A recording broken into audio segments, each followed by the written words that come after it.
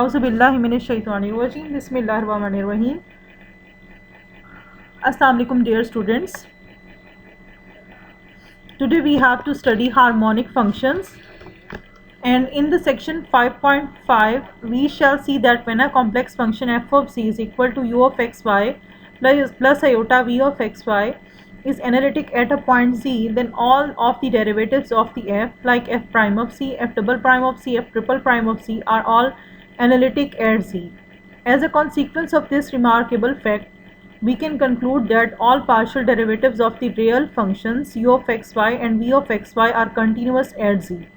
From the continuity of the partial derivatives, we can know that the second order mixed partial derivatives are equal.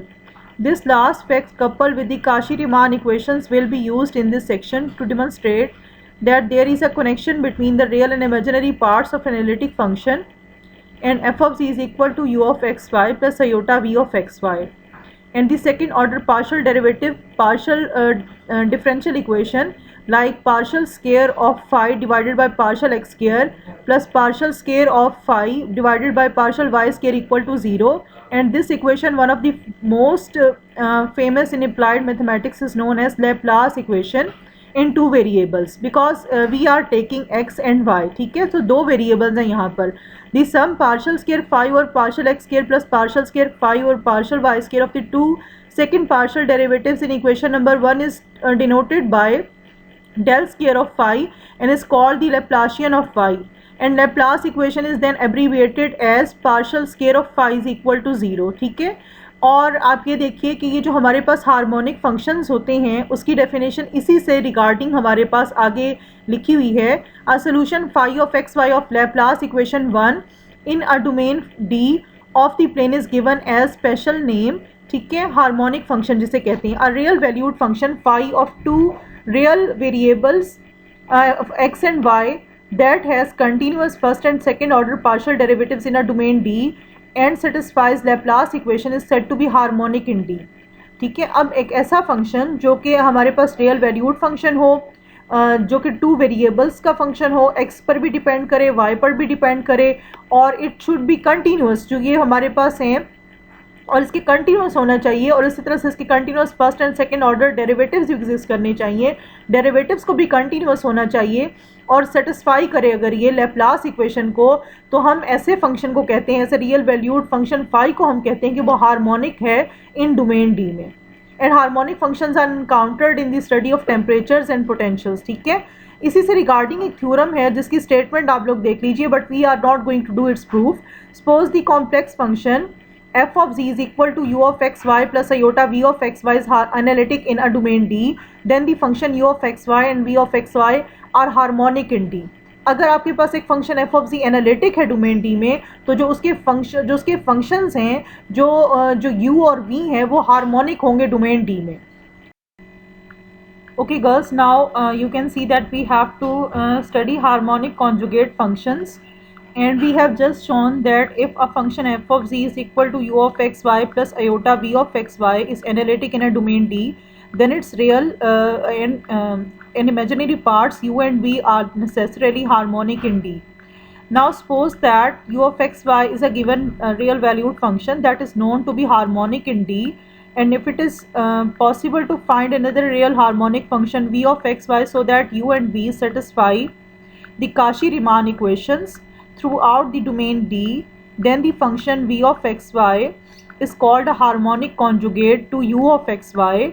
By combining the functions as u of xy plus iota v of xy, we obtain a function that is analytic in domain D.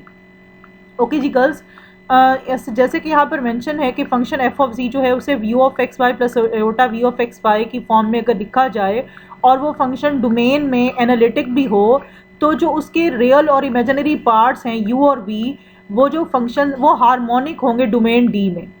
ठीक है, और अगर ये harmonic हैं domain D में, तो हमारे पास u और v में से एक दूसरे के ये हार्मोनिक कॉन्जुगेट्स कहलाएंगे. ठीक है, u is said to be harmonic conjugate to v, v is said to be harmonic conjugate to u.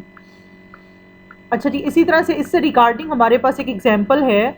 Verify that the function u of xy is equal to x cube minus 3 of xy square minus 5y is harmonic in entire complex plane, find the harmonic conjugate function of u. From the partial derivatives आपने partial derivatives calculate किए, ठीक है, partial square of u divided by partial y square calculate किया, फिर आपने partial square of u divided by partial y square calculate किया, दोनों के आंसर्स आपने चेक किए और वो एक दूसरे से कैंसिल होकर जीरो हो गए। इसका मतलब है वो जो हमारे पास इक्वेशन लैपलास इक्वेशन है वो होल्ड करती है। अगर लैपलास इक्वेशन होल्ड करती है इट मीन्स कि हमारे पास ये फंक्शंस जो हैं वो हार्मोनिक हैं। Since the conjugate harmonic function v must satisfy the Cauchy-Riemann equations partial v divided by partial y that is equal to partial u divided by partial x and partial v divided by partial x is equal to minus partial u divided by partial y. We must have that partial v is equal to partial y is equal to this and partial v और partial x को भी calculate कर लिया, ठीक है। Okay, now partial integrations of the first equation in third with respect to the variable y gives v of x y is equal to this, और जो हमारे पास h of x है ये हमारे पास कांस्टेंट ऑफ इंटीग्रेशन है। the partial derivative with respect to x of this last equation is partial v divided by partial x is equal to 6xy plus h prime of x. When this result is submitted into the second equation in third, we obtain h prime of x is equal to 5, ठीक है, और h of x हमारे पास आ जाएगा 5x plus c, where c is a real constant. Therefore, the harmonic conjugate of u is v of x y is equal to 3x square y minus y cube plus 5x plus c, ठीक है। अच्छा जी, अब आप लोगों ने ये जो calculations हैं इसमें ये आप लोगों ने खुद से करनी है, डेरिवेटिव्स कैलकुलेट करने हैं। पार्शियल डेरिवेटिव्स कैलकुलेट करना आप लोगों के लिए बिल्कुल डिफ़िकल्ट नहीं है, आप लोगों ने फर्स्ट ईयर सेकेंड ईयर से ये काम किया है, ठीक है। So you have to solve this question और आप मुझे ये एज ए असाइनमेंट ये क्वेश्चन बड़े एलैबोरेटिव वे में आप मुझे सबमिट करवाएंगे, ठीक है। नेक्स्ट प्रोसीड करते हैं। Next we have complex trigonometric functions.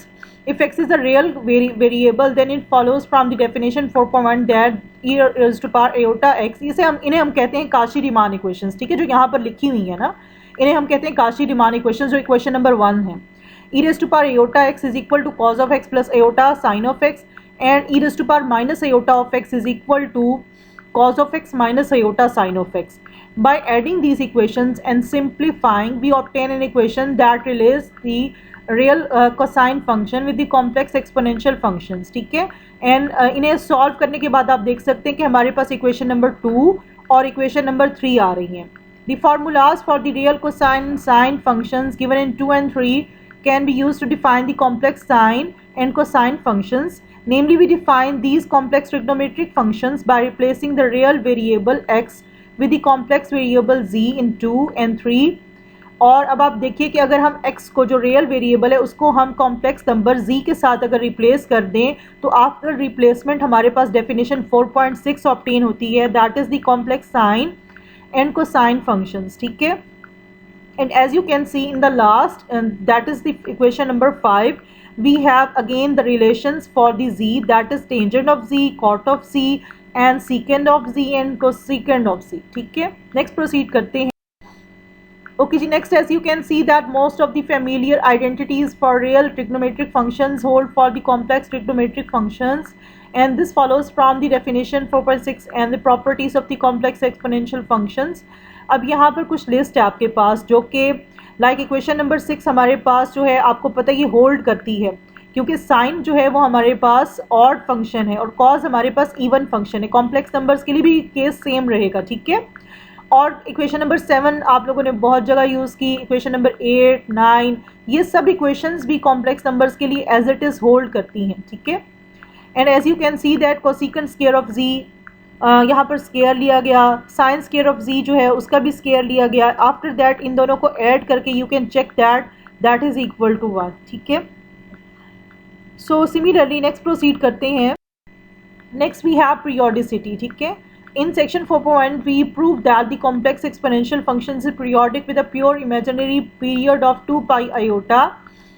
That is, we showed that e raised to power z plus 2 pi iota is equal to e raised to power z. आप देखें जब आपने आइलर फंक्शन के ज़रिए से इसको खोलेंगे तो आपके पास आएगा e raised to power z multiply by e raised to power 2 pi iota.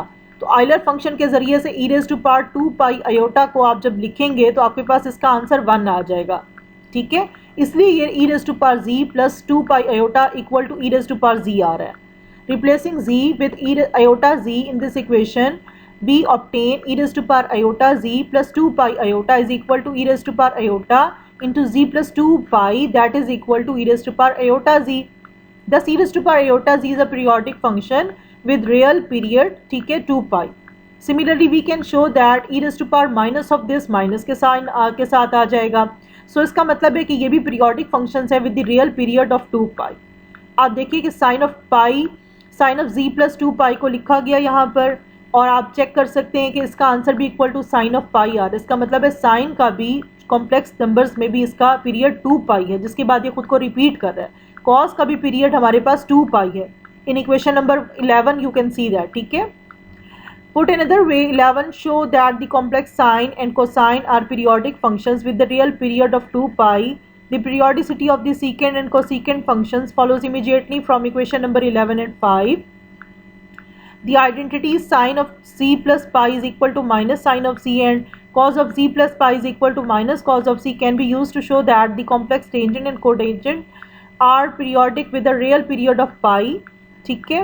Now we have trigonometric equations. Like if we have the turn our attention to solving simple trigonometric equations, because the complex sine and cosine functions are periodic.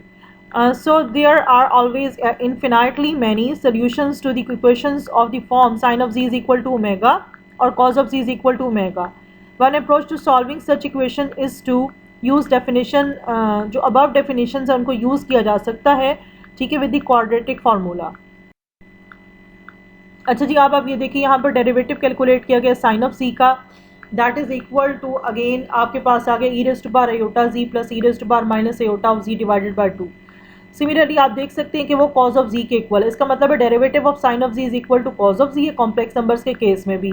और इसी तरह से when you calculate the derivative of cos of z that will be equal to minus sine of z।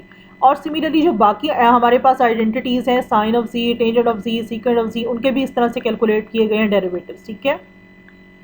The sine and cosine functions are entire functions, क्योंकि ये तमाम z plane में जो है एनालिटिक होते हैं या डिफरेंशिएबल होते हैं, इसलिए ये एंटायर फंक्शंस हैं, ठीक है। But the tangent, cotangent and secant and cosecant functions are only analytic at those points where the demonstrator is non zero, denominator is non zero. जाहिर सी बात है, जब आपका डिनोमिनेटर जीरो हो जाएगा तो वहाँ पर डिफाइंड ही नहीं होंगे, तो वहाँ पर फिर वो फंक्शंस डिफरेंशिएबल भी नहीं होंगे और एनालिटिक भी नहीं होंगे। So from equation 20 it follows that the tangent and secant functions have singularities at z. मतलब जो टेंजेंट और सीकेंट फंक्शंस हैं उनकी सिंगुलरिटीज है 2n+1 divided by pi by 2 multiply by pi by 2 पर f और n की इन वैल्यूज़ के लिए। इसी तरह से कोटेंजेंट और कोसेकेंट जो है फंक्शंस उनकी सिंगुलरिटीज़ हैं z इक्वल टू n पाई पर, ठीक है। मतलब इनके अलावा वो बाकी सब के ऊपर फंक्शंस जो हैं वो डिफाइंड भी होंगे, डिफरेंशिएबल भी होंगे, एनालिटिक भी होंगे।